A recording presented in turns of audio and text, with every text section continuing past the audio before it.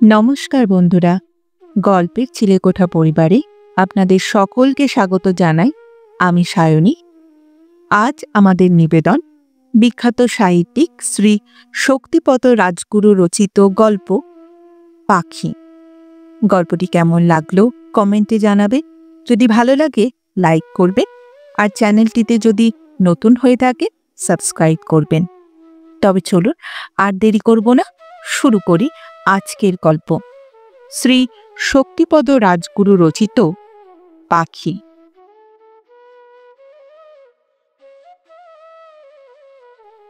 হরিপ্রিয়া ঠাকুরন বসে দুঃখ করেন। আমার এক তরকারি, তাও নুনে পোড়া, বাছা এমনই পোড়া বরাত। কিন্তু সেই পোড়া বরাতের জন্যেই হরিপ্রিয়া ঠাকুরনের দুঃখবোধ তেমন কিছু নেই। ওর নজর চারিদিকে, আর ওর হিসেবের মাথাও একেবারে সাফ। তার জন্য চোখের চামড়া অর্থাৎ চক্ষু লজ্জা বলেও কিছু নেই। মনে হয় বাস্তব জীবনের এই বঞ্চনা জ্বালাটা ভোলার জন্যেই হরিপ্রিয়া ঠাকুরন দুনিয়ার সব কিছু ছেড়ে ছুড়ে হরে হাম্য নিয়ে নিজের পুঁজি বাড়াতে চায়। তাই বাড়িয়ে চলেছেও। হরিপ্রিয়া ঠাকুরন কালী ভট্টাচার্যের বউয়ের শাঁখা বাঁধাটা হাতে নিয়ে ভালো করে নিরিখ করে বলে, বউ, সোনা কোতলা, এই যে ছিলকি মাত্তর, তা বাচ্চা 20 টাকা দিতে পারি, টাকাটা 4 পয়সা সুদ মাসে। বন্ধকি কারবার ও করে, সুদে ও টাকাও ধার দেয়, তবে ওই গলা কাটা রেট। যা কিছু একবার বন্ধক হিসেবে আসে তার ফেরত নিতে কেউই পারে না, ঠাকুরনের পেটেই চলে যায়। এমনই করে হরিপ্রিয়া ঠাকুরন কত যে বাসনপত্র সোনাদানা করেছে তার সঠিক হিসেব কেউ জানে না। ভট্টাচার্য বউয়ের টাকার দরকার, ছেলেটার চিকিৎসা হবে না। তবু বলে সে, নিদেন 30 টাকা দাও গো পিসি। হরিপ্রিয়া ঠাকুরন চমকে ওঠে, শেষমেশ 25 টাকায় রফা করে।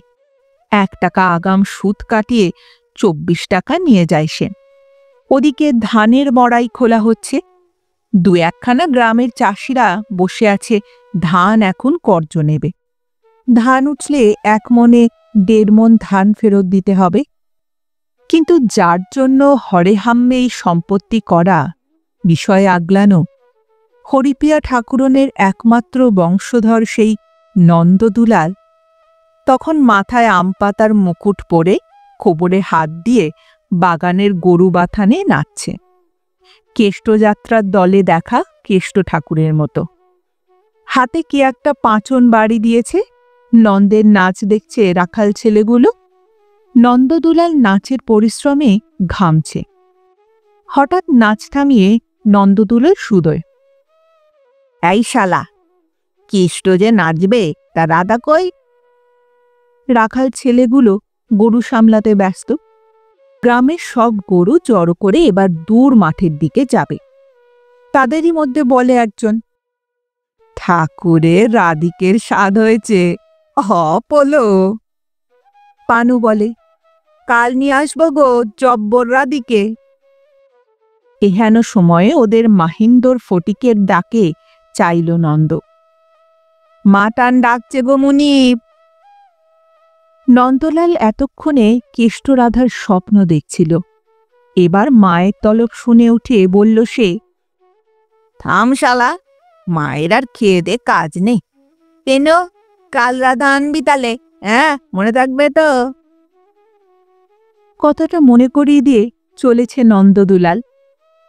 হঠাৎ নন্দের নজর পড়ল একটা জাম গাছের দিকে। একটা পাখি বসে আছে, সবুজ টিয়া পাখি। গলার কাছটায় লাল কালো দাগ। নন্দ কাপড়টা মালকোচা মেরে হঠাৎ গাছ বেয়ে উঠতে থাকে। মাহিন্দর ফটিক বাধা দিল, ও মুনিব, মুনিব গো, চপ, দেখছিস না কেমন টিয়া, ওটাই ধরে আনবো। ফটিকও জানে মুনিবকে, তাই ঠ্যাংটা টেনে ধরেছে। ঝুলছে ছেলেটা। আর পা থেকে ওকে ছাড়াবার জন্য চিৎকার করছে নন্দ। নন্দদুলাল দেখছে মা আর এই বাহনগুলো সবাই ওকে ধরে আগলে রাখতে চায়। কোনো কিছু পেতে দিতে ওরা রাজি নয়, বরং সব কেড়েই নেয় তার। লাথি মারার চেষ্টা করছে নন্দ। এমন সময় সাক্ষাৎ হরিপ্রিয়া ঠাকুরনের ডাক শুনে থামল নন্দ।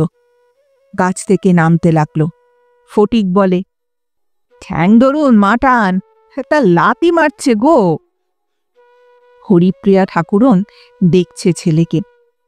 ছোট্ট ছেলেটা এখন বলিষ্ঠ তরুণে পরিণত হয়েছে, কিন্তু ওর সেই খেয়ালি স্বভাবটা আজও কমেনি, বরং দিনের পর দিন বেড়েই চলেছে।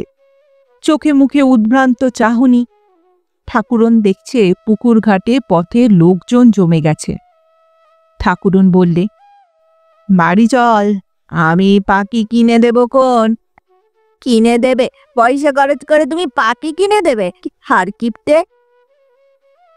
ঘাটের মাথায় রাস্তার ধারে দাঁড়িয়ে কাণ্ডটা দেখছে অনেকেই। যারা পুকুরে স্নান করতে নেমেছে তারাও স্নান থামিয়ে এসব উপভোগ করছে। ছেলের কথায় হরিপ্রিয়া ঠাকুরন চটে উঠলেন। পাগল হাবাগোবা খেয়ালি ছেলেটা, কোনো কাজেই এলো না তার। রাগে দুঃখে তাই মাথা ঠোকেন মাঝে মাঝে ঠাকুরন। আর জানেন, গ্রামের অনেকেই আড়ালে বলে, লোকের সর্বস্ব অন্যায় করে খাচ্ছ, টাকা সোনাদানা জমি সব, সে পাপের ফল ভুগবে না? তাই তো তোমার ছেলেটা অমন পাগল। জ্বলছেন হরিপ্রিয়া ঠাকুরন মনে মনে, আর সেই কাটা ঘায়ে নুনের ছিটে দিয়ে যেন বলে চলেছে নন্দ, তুমি লোকের রক্ত চুষে খাও, সুদ খেয়ে ধান বাড়াচ্ছ, তুমি দেবে পাখি কিনে আমায়? হরিপ্রিয়া ঠাকুরন রাগে সমানে জ্বলে উঠছে। হাতে পিতলের ভারী পাইটা দিয়েই একঘা মারবে নাকি ছেলেটার কপালে? হরিপ্রিয়া ঠাকুরন আবার গর্জে উঠলেন, এত বড় কথা তোর? তোর খাই না পড়ি রে, যে এত বড় কথা বলিস? তোর মুখই আজ আমি ভেঙে ফেলবো। ওই পাই দিয়ে ছেলেটার নাকে মাথায় কয়েকটা বসিয়ে দিয়ে ঠাকুরন রেগে বেরিয়ে যান। অস্ফুট আর্তনাদ করে ওঠে নন্দ। মার খাওয়া তার অভ্যাস আছে, পাগলামি বাড়লে বেঁধে রেখেও মারধর দেয় বাড়িতে। কিন্তু এভাবে হঠাৎ বিনা কারণেই মা তাকে মারবে, এমনটা ভাবেনি নন্দ। হাত দিয়ে নাকটা ধরেছে, পায়ের কঠিন আঘাতে নাকটা দিয়ে রক্ত ঝরছে, কপালটাও কেটে গেছে। হাতের মুঠির ফাঁক দিয়ে টসটস করে রক্ত ঝরছে, তাজা উষ্ণ রক্ত। নন্দ রাগে অভিমানে বাড়ির দিকে না গিয়ে ওপাশের বাগানের দিকে এগিয়ে চলে। যেদিকে দুচোখ যায় অমনি পাখির সন্ধানে চলে যাবে সে। বনে বনে নাচবে আপন মনে, প্রজাপতির সন্ধানে হারিয়ে যাবে সে। ওই বাড়িতে তার কেউ নেই, ওরা শুধু বকে মারে। কেন যাবে সে ওই বাড়িতে? ব্যাপারটা দেখছিল একজন, সে নিতাই ভট্টাচার্যের সৎ মেয়ে পাখি। পুকুরে চান করতে এসেছিল, ওদের পাশেই তাদের বাড়ি। পাখি দেখেছে তার জীবনেও গভীর একটা দুঃখকে। সৎমা তাকে দিয়ে সব কাজ করায়, বাসন মাজা, গোয়াল কাড়া, রাজ্যের কাজ। আর তার সৎবোন ভাইদের জন্য তবুও যদি কিছু জোটে, তার বরাতে শুধু জুটবে গঞ্জনা। কথা বললেই মারবে সকলে, চুলের মুঠি ধরে। লাথিও খেয়েছে বহুদিন।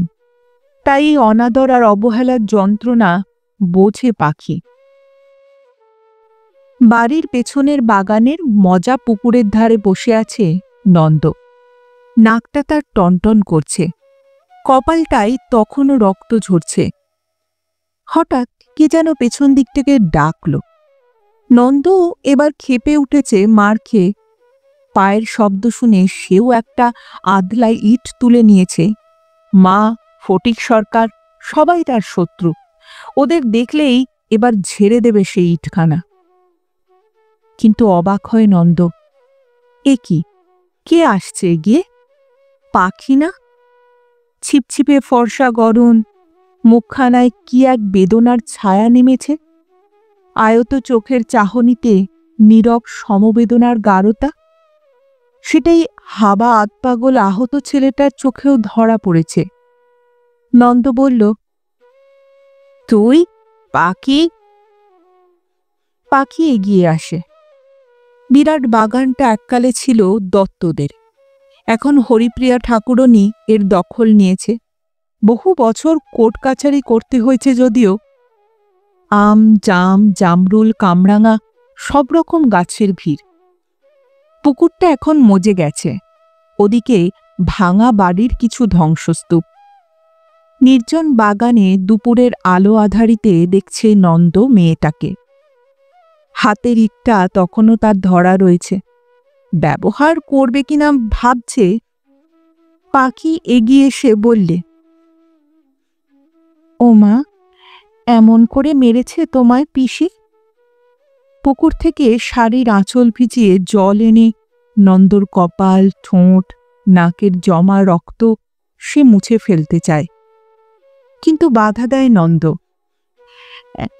এই এই না, খবরদার না। হাসছে পাখি, বললে, ইট মারবে নাকি আমাকেও? ফেলো সব। নন্দ চমকে উঠল পাখির হাতের স্পর্শে। নরম চাপাকলির মতো আঙুলগুলো দিয়ে নন্দর রক্ত মুছে দিচ্ছে সে।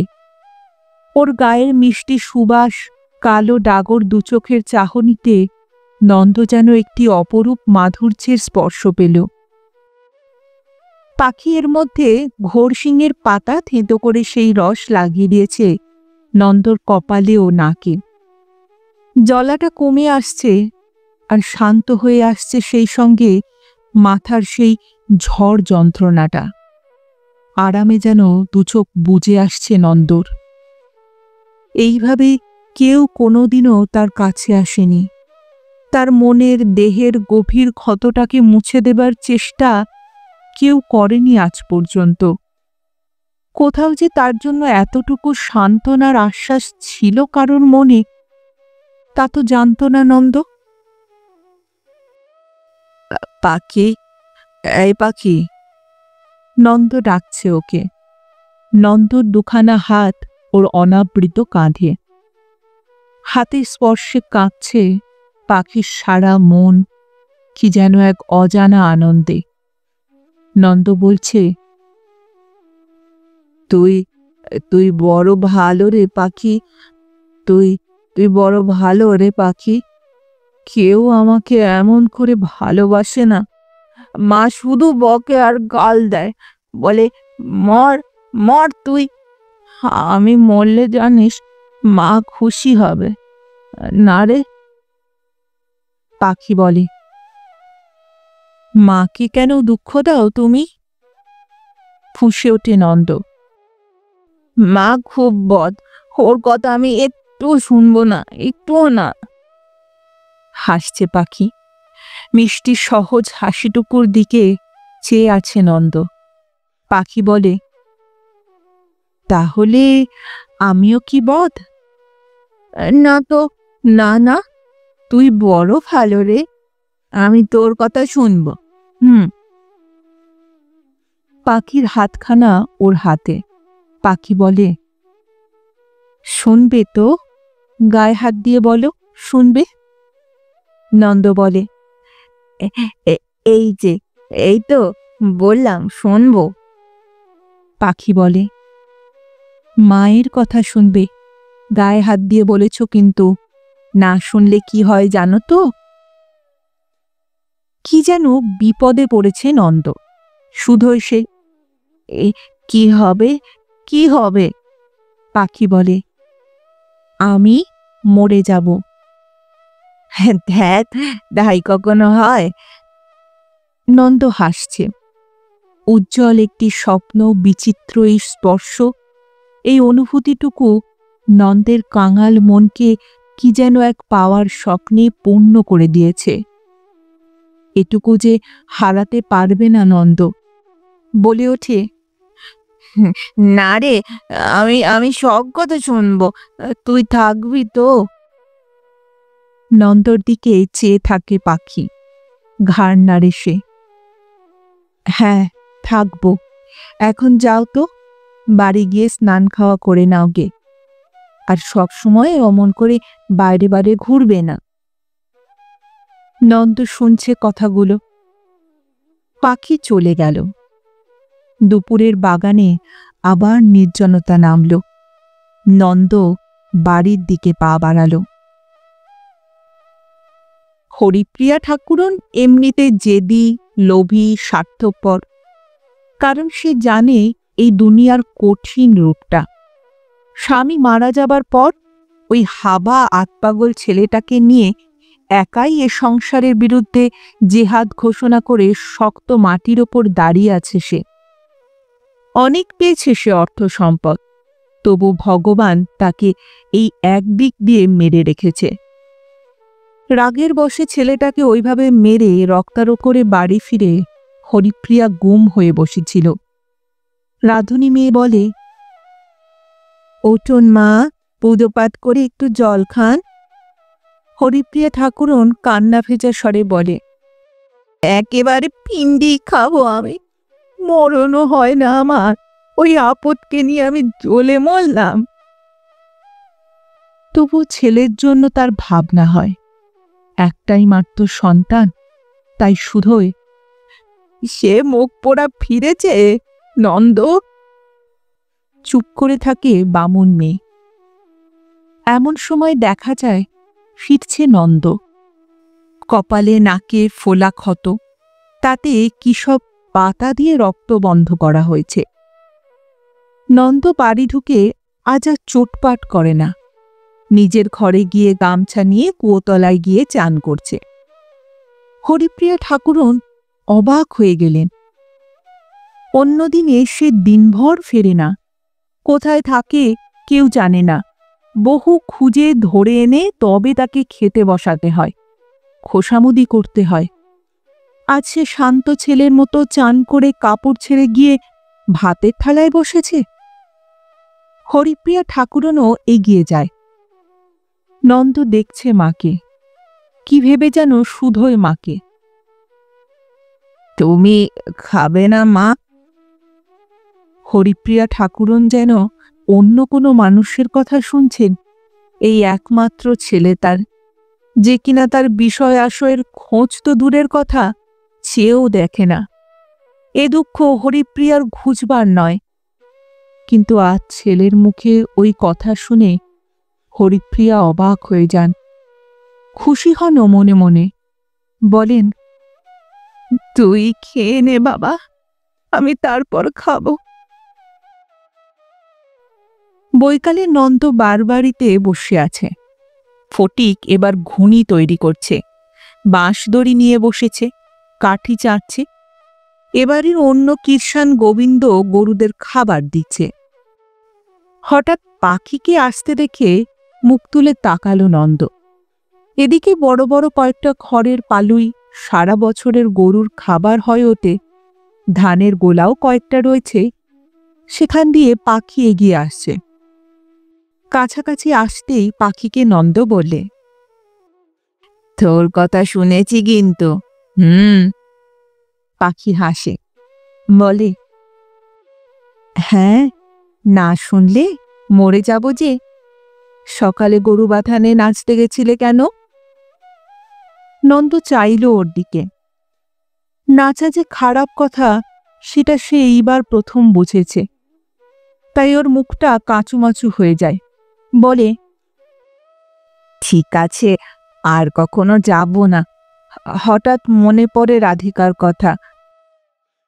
হাসে পাখি, তবুও গম্ভীর হয়ে বলে, আর যাবে না, কখনো না।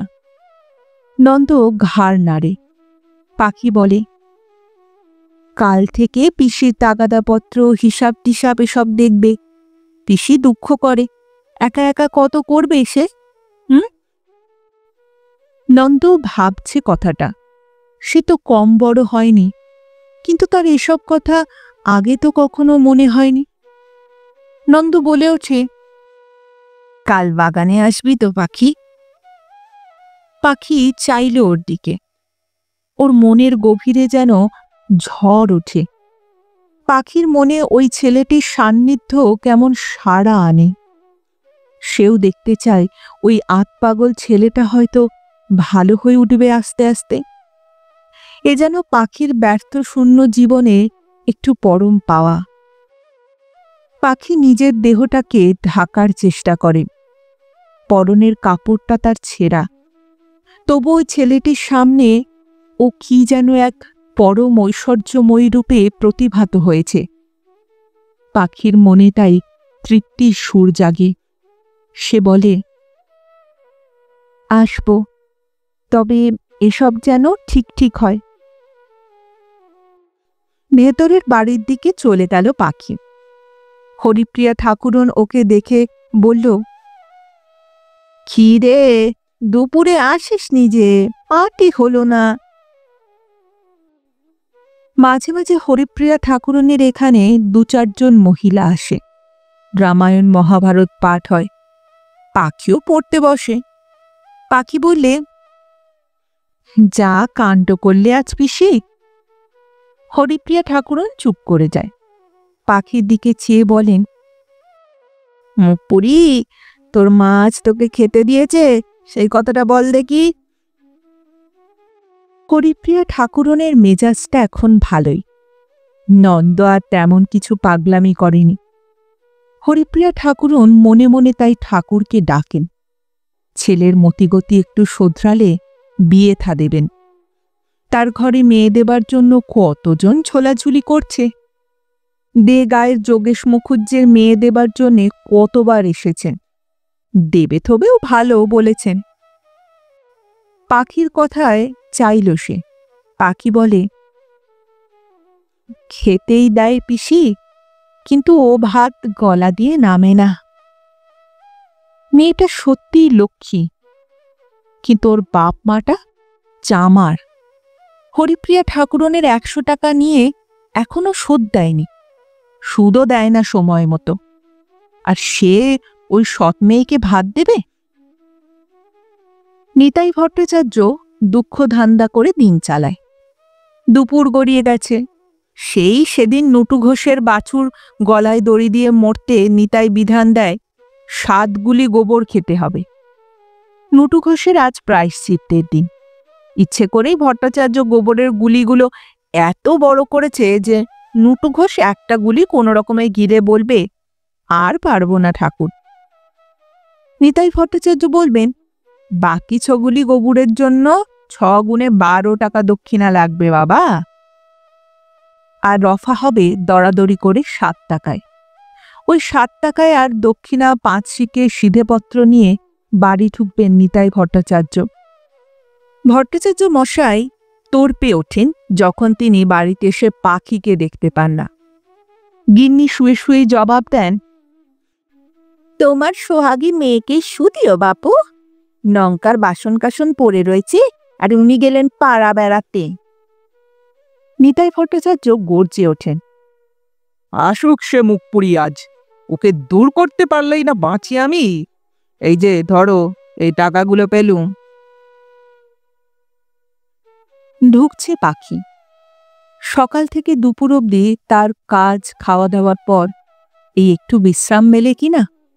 আবার বিকেল থেকে বাসন মাজা, উনুন ধরানো, রুটি করা, এসব আছে। নিতাই মেয়ের চুলের মুঠি ধরে গর্জে ওঠেন, কোথায় গিয়েছিস? হ্যাঁ? চুপ করে থাকে মেয়েটা। ছেঁড়া কাপড় দিয়ে নিজের পুরন্ত দেহটাকে ঢাকবার ব্যর্থ চেষ্টা করে। অপমানের দুঃখে ২ চোখ বেয়ে তার জল নামে। সৎমা বলেন, চোখের জল ফেলতেই জানে মাগি, যা যা ওসব সাফ করে আঁচ দিকে যা। মানুষটা ভিনগা থেকে তেতেপুরে এলো, তার দিকেও দেখবি না। বাপ চিনলি না মুখপুরি, তুই বাপ চিনলি না। স্বামীর হাত থেকে টাকা কটা সিধে ফলমূল নিয়ে বলে, তুমি জিরোগে, আমি জল টল দিচ্ছি তোমায়। পাখি দেখছে এই যন্ত্রণাটাকে। সন্ধ্যের সময় রাঁধতে রাঁধতে বাবাকে বলে একটা কাপড়ের কথা। নিতাই ভট্টাচার্য তামাক খাচ্ছিলেন। কথাটা শুনে কি বলতে যাবেন, হঠাৎ পাখির সৎমা খিচিয়ে ওঠেন। লাবাবের বিটির এত সাজবেজ কি সেল্লা? সেদিন একটা শাড়ি দিলাম, পাচায় কি খুর লাগানো আছে যে এত কাপড় ছিঁড়িস? আর চুরি খেয়ে গতর তো বাচ্চে, শাড়িতে আর কুলোবে কেন? লজ্জায় অপমানে অস্ফুট আর্তনাদ করে ওঠে পাখি। রাত্রির অন্ধকারে দুচোখ বেয়ে জল নামে ওর। সব যেন অন্ধকারে হারিয়ে যাচ্ছে, সব। শান্ত দুপুরে স্তব্ধতা নেমেছে বাগানে। গাছগুলো ঘন ছায়ার আবেশ আনে। সবুজ হলুদ পাতার ফাঁকে পাখিদের আনাগোনা। পুটুস ফুলের রং বাহারে ডানা মেলে ঘোরে প্রজাপতির দল। পাখি আর নন্দ দুজনে ঘনিষ্ঠ হয়ে বসেছে। নন্দ বলে, কদিন থেকে আর বাতানে যাই না, মায়ের ধানের দাদনের হিসেব দেখছি। কাল আমি আদায়ে গেছিলাম জানিস? তাই নাকি? সত্যি? পাখি দেখছে নন্দকে। ওর চোখ মুখের আগেকার সেই উদ্ভ্রান্ত শূন্য চাহনিটা আর নেই। স্থির হয়ে আসছে ওর কথাবার্তা। নন্দ বলে, মা বেশি সুদ নেয়, আমি তাই বলেছি অনেককে, মিটিয়ে দাও টাকা, সুদ অর্ধেক। তা মা রাজি নয়। আমি বলেছি, হতেই হবে রাজি। পাখি শুনছে ওর কথাগুলো। ওর নরম হাতটা নন্দের মাথায় চুলে বিলি কেটে যাচ্ছে। সে বলছে, সে তো বুঝলাম, কিন্তু কপালের দাগটা যে এখনো মিলালো না। নন্দ হাসে, ওটা হলে তুই আসতিস রে। পাখিকে আরো কাছে টেনে নেয় নন্দ। পাখির মনের অতলে ঝড় ওঠে, তবুও নিজেকে সরিয়ে নিতে চায় না। হাসছে নন্দ, বলছে, জানিস, পাখিরা ধরা দেয় না। সেদিন অত কষ্ট করেও আমি পাখিটাকে ধরতে পারিনি। হ্যাঁ রে, তুই আবার উড়ে যাবি না তো ওদের মতো? বল না। পাখি একে ছেড়ে কোথাও যেতে চায় না, কিন্তু পাখির ইচ্ছের দাম কতটুকু? পাখি চাইল নন্দর দিকে। নন্দ বললে, তোকে ছেড়ে থাকতে পারবো না রে। এই, ও কি? হ্যাঁ, তোর কাপড়টা যে ছেঁড়া রে। মেয়েটি ওই ছেঁড়া শাড়ির আঁচল দিয়ে নিজেকে ঢাকার চেষ্টা করছে। নন্দর চোখে ওর দেহের রেখাগুলো সোচ্চার হয়ে ওঠে। নন্দ দেখছে পাখিকে। শুধু আশ্বাস নয়, আরও যেন কি আছে ওর দেহে মনে, যা তার একান্ত আপনার করে পেতে ইচ্ছে করছে। নন্দ বাঁচতে চায়। হ্যাঁ, সবটুকু পেয়ে নন্দ বাঁচতে চায়। পাখি বলে, আমি আমি যাই গো এবার, বেলা পড়ে এলো। নন্দ বলে, এখনই এখনই যাবি? হ্যাঁ, মা জানতে পারলে বকবে। কেন? কেন বকবে? আমি? ও জানে না সমাজ আছে, বাবা মার শাসন আছে। এটা যে কোথাও গিয়ে নীতিবিরোধী। পাখি ওর মুখে হাত চাপা দিয়ে চাপা স্বরে বলে, এ নিয়ে কাউকে কিছু বলো না। হ্যাঁ, বলতে নেই কাউকে। নন্দ দেখছে পাখিকে। দুজনের মধ্যে এই গোপন একটু সম্পদের সন্ধান নন্দের মনকেও নাড়া দিয়েছে কি যেন এক বিচিত্র সুরে। পাখি চলে গেল। নন্দের কাছে মনে হলো তার যেন সব হারিয়ে গেছে। বাগানটা শূন্য লাগছে। বাড়ির দিকে এগিয়ে যায় নন্দ। হরিপ্রিয়া কিছুটা নিশ্চিন্ত হয়েছেন ছেলের ব্যাপারে। সেই পাগলামিটা যেন আর নেই। পাড়ার বিশু মুখুজ্জে সেদিন পাঠের আসরে এসে বলেছেন, ছেলে তো একেবারে রীতিমতো হিসেবি হয়ে উঠেছে ঠাকুরন, আদায়পত্র দেখছে, কাজকর্ম দেখছে, আপনাকে আর দেখে কে? পাখি মহাভারত পড়ছিল। সেও চাইল ওর দিকে। হরিপ্রিয়া ঠাকুরন বললেন, তোমাদের 5 জনের আশীর্বাদ দাদা। মায়ের নন্দ ভালো হোক, মাকে সোনার নথ দেব মাগো। বৈকুণ্ঠ ভট্ট বলে ওঠেন, এবার দেখে শুনে ছেলের বিয়েটা দাও, সব শুধরে যাবে গো। কথাটা হরিপ্রিয়াও যে ভাবছেন না এমনটা তো নয়। পাখি পড়তে ভুলে গেছে, তার সামনে অন্ধকার যেন ঘনিয়ে আসছে। হরিপ্রিয়া ঠাকুরন দেখছেন পাখিকে, তাড়া দিলেন, বললেন, আরে কি হলো তোর, পড়, থামলি যে বড়। পাখি পড়া শুরু করে। পরের দিন নন্দ বসে আছে বাগানের ঘাটলায়। তখনও দেখা নেই পাখির। নন্দর কাছে দিনের এই সময়টুকুই সবচেয়ে মূল্যবান যে সে পাখিকে কাছে পায়। এ যেন নতুন এক জীবনের স্বাদ, রূপে রসে বর্ণময়। হঠাৎ পাখিকে দেখে সে মুখ তুলে তাকালো, কিন্তু রাগ করে মুখটা ফিরিয়ে নিল। হাসছে পাখি। রাগ করেছ? আমার একটু দেরি হয়ে গেল গো। নন্দ ওর পানে এবার চাইল, বলল, কখন থেকে আমি বসে আছি জানিস? নে, এটা নে। চমকে উঠল পাখি। এ কি শাড়ি, ভালো একটা শাড়ি, কিন্তু নিলেই যে বিপদ, শত কৈফিয়ত দিতে হবে মাকে বাবাকে। পাখি বলে ওঠে, না না, ওটা দিও না তুমি, আমি নিতে পারবো না। কেন, কেন পারবি না? পাখি দুহাত দিয়ে ওকে কাছে টেনে নিয়ে বলে, জিজ্ঞেস করলে কি বলবো বলো তো? নন্দ সহজভাবে বলে, বলবি আমি দিয়েছি। পাখি বলে, তা হয় না যে, লোকে কি ভাববে? তোমার কাছ থেকে কিছু নেবার ভাগ্যে যে আমার নেই, নেই আমার। দু চোখে ওর জল ভরে আসে। নন্দ কি ভাবছে? কাছে টেনে নেয় নন্দ পাখিকে। মনে হয় কোথায় যেন একটা দূরত্ব রয়ে গেছে তাদের এই মেলামেশায়। কিন্তু কেন? নন্দ সারা মনে ঝড় ওঠে। সবুজ ঘন বনের আড়ালে কোথায় যেন আলোড়ন উঠছে। নন্দ দুহাত বাড়িয়ে পাখিকে জড়িয়ে ধরল। কদিন আর যায়নি পাখি কোথাও। মুখ বুজে বাড়ির মধ্যেই রয়েছে সে, আর তুচ্ছ কারণে অকারণে শুনছে বাবা আর সৎমায়ের গঞ্জনা। নন্দও ভেবেছে কথাটা কি যেন একটা অন্যায় করে ফেলেছে সে। নিজেও সে দুঃখ পাচ্ছে। যদিও বাগানে সে গেছে, আশা করেছে পাখি আসবে, কিন্তু সে আসেনি। ক্ষুণ্ণ মনেই ফিরে এসেছে নন্দ। ইচ্ছে হয়েছে নিতাই ভট্টাচার্যের বাড়িতেই সে যাবে, কিন্তু যেতে পারেনি। সেদিন পথে দাঁড়িয়েছিল, ভাবছিল হয়তো পাখি আসবে, কিন্তু পাখি এদিকে আসেনি।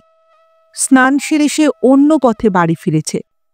হরিপ্রিয়া ঠাকুরনও কিছুদিন থেকে ছেলের ভাবসাব দেখে আশা ফিরে পেয়েছেন। এরই মধ্যে তিনি যোগাযোগও করছেন। দেগায় যোগেশবাবু এবার আসছেন কথাবার্তা পাকা করবার জন্যে। হরিপ্রিয়া ঠাকুরন তাই নানা কাজে ব্যস্ত। ধার দেনার আদায়, দাদনের তাগাদা, মালি মোকদ্দমার তদবির করা। কদিন যে পাখি আসেনি সেটা তিনি দেখেছেন, কিন্তু তার মনে এসব ব্যাপারে তেমন কিছু প্রশ্ন জাগেনি। আজ ঠাকুরন আয়োজন নিয়েই ব্যস্ত। যোগেশবাবু এসে পড়েছেন। পাড়ায় ঘরে ঘরেও রটে গেছে যে ঠাকুরন এবার তার একমাত্র ছেলের বিয়ে দেবেন ধুমধাম করে। বাইরের ঘরে বিষ্ণু মুখুজ্জে, মুকুন্দ ভট্ট, নবীন খুড়ো প্রভৃতি মাতব্বরেরা আছেন। যোগেশবাবুকে ঘিরে গল্প হচ্ছে। এমন সময় নন্দ বাড়ি ফিরেছে। এমনিতে তার মন মেজাজ আজ কয়েকদিন ভালো নেই। পাখিও কথাটা শুনেছে, তাই সে দেখেছে নন্দকে দূর থেকে। পাখি পুরুষদের চিনেছে, কি তখনও চেনেনি? নন্দও যে অমনভাবে তার সর্বনাশ করে আজ বিয়ে করতে যাবে অন্য মেয়েকে, সেটা কি সে ভাবতে পেরেছিল কখনো? যোগেশবাবুরা চলে যেতেই আবার সে মায়ের সামনে আসলো, বলল, মা, ওখানে আমার বিয়ে হবে না, আমার বিয়ে ঠিক আমি করে নিয়েছি। রীতিমতো চমকে উঠলেন হরিপ্রিয়া ঠাকুরন।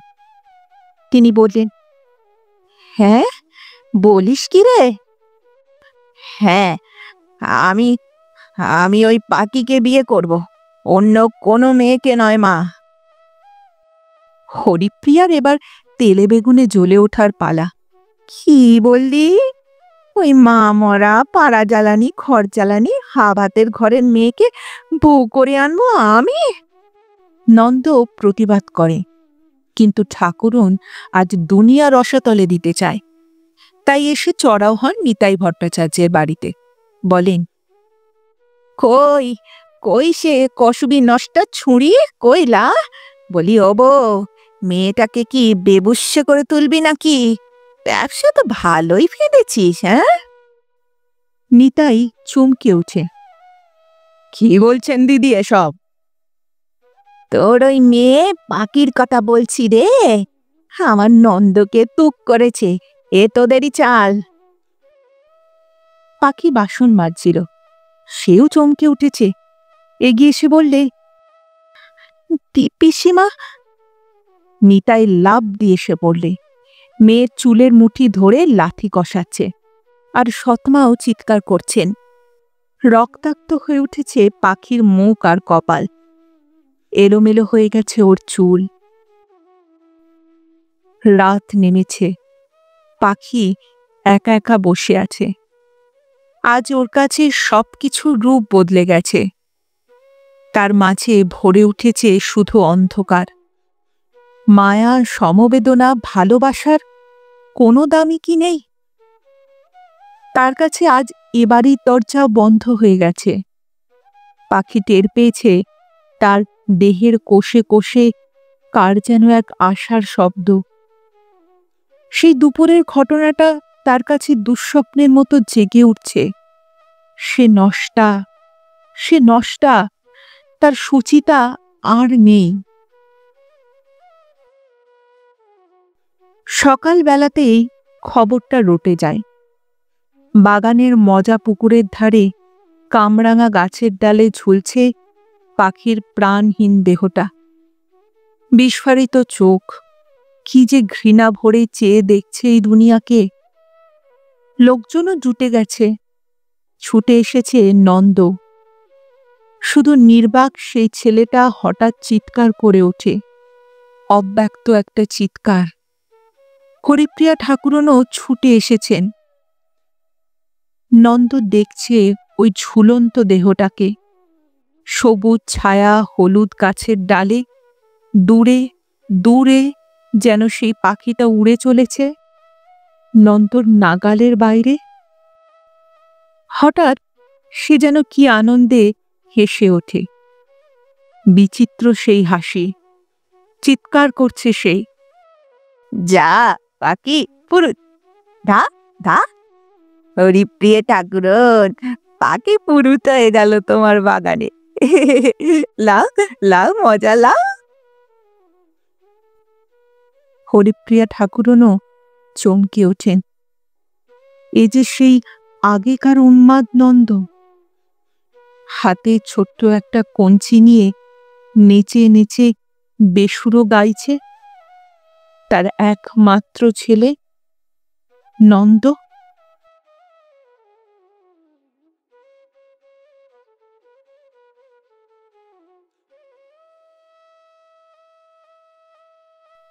শুনছিলেন আজকের গল্প শ্রী শক্তিপদ রাজগুরু রচিত পাখি।